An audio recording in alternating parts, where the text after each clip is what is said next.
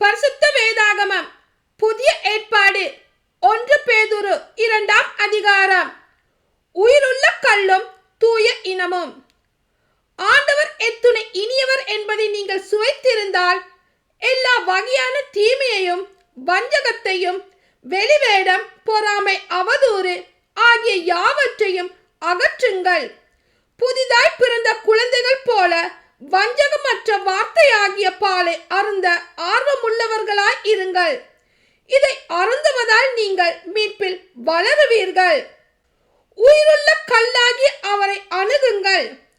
மனிதரால் உதறி தள்ளப்பட்டதாயினும் கடவுளால் தெரிந்து கொள்ளப்பட்ட உயர் மதிப்புள்ள கல் அதுவே.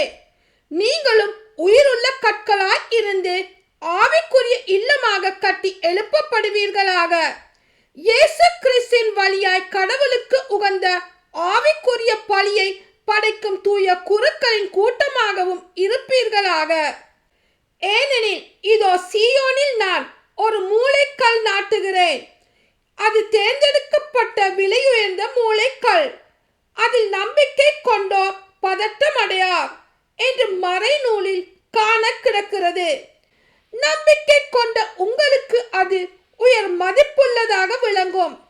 நம்பிக்கை இல்லாதவர்களை பொறுத்த மட்டில் கட்டுவோர் புறக்கணித்த கல்லே முதன்மையான மூளை கல்லாயிற்று.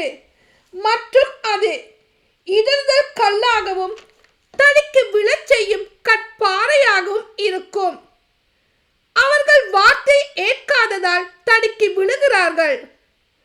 இதற்கென்றே அவர்கள் குறிக்கப்பட்டிருக்கிறார்கள். ஆனால் நீங்கள் தேர்ந்தெடுக்கப்பட்ட வழிமரபினர், அரச குருக்களின் கூட்டத்தினர், தூய மக்களினத்தினர், அவரது உரிமை சொத்தான மக்கள்.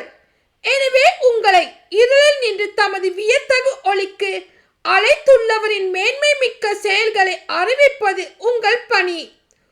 முன்பு நீங்கள் ஒரு மக்களினமாய் இருக்கவில்லை, இப்பொழுது கடவுளுடைய மக்களாய் இருக்கிறீர்கள். முன்பு இரக்கம் பெறாதவர்களாய் இருந்தீர்கள், இப்பொழுதோ இரக்கம் பெற்றுள்ளீர்கள். ஆமென்.